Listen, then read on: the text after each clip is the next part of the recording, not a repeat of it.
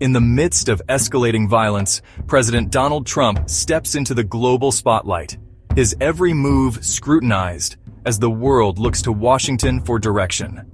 Trump addresses the nation and the world, declaring that any attack on Israel will be met with the full force of the United States, and warning Tehran of severe consequences. In a dramatic escalation, he calls for Iran's unconditional surrender, signaling a willingness to take unprecedented steps if provoked. Yet, behind the forceful rhetoric, Trump consults closely with military advisors, weighing the risks of direct intervention and the cost of another Middle East war. He publicly states that no final decision has been made on launching strikes against Iran's nuclear facilities, keeping both allies and adversaries guessing. Meanwhile, protests erupt across the United States, as many Americans express deep concern over the prospect of another costly war. Intelligence leaks reveal that Trump rejected an Israeli proposal to target Iran's supreme leader, drawing a clear line for U.S. involvement and sparking debate among global leaders.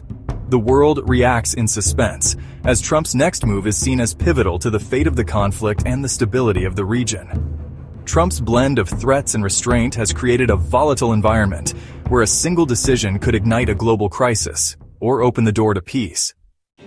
The sounds of sirens have become a grim reality for millions across Israel. This morning, that fear became reality in Beersheba. In an alarming escalation, Iranian ballistic missiles targeted the region, with one striking Soroka Medical Center.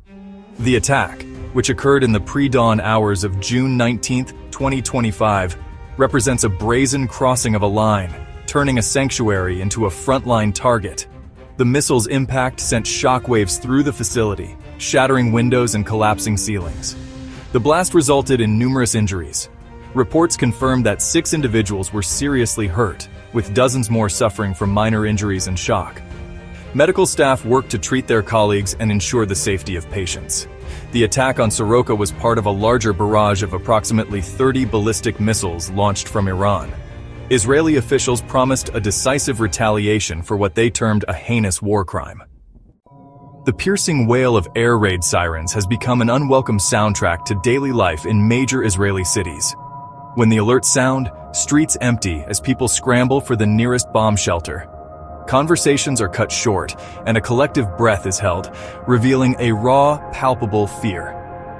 Parents clutch their children, their faces etched with anxiety as they descend into concrete bunkers. This constant state of high alert is exacting a heavy psychological toll on the civilian population.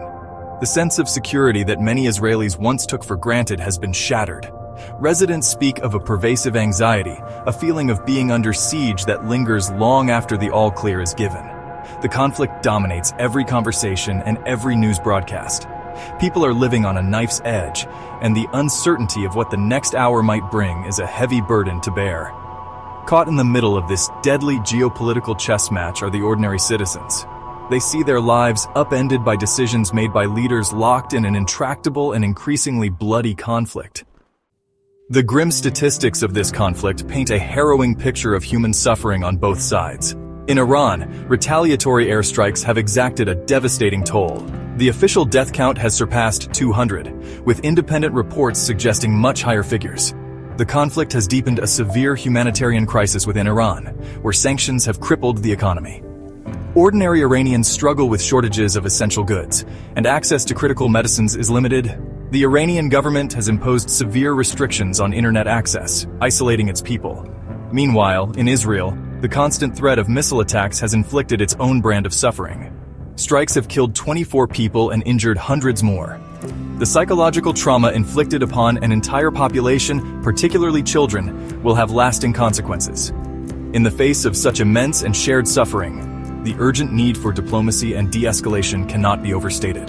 Continued military confrontation is a path to mutual destruction.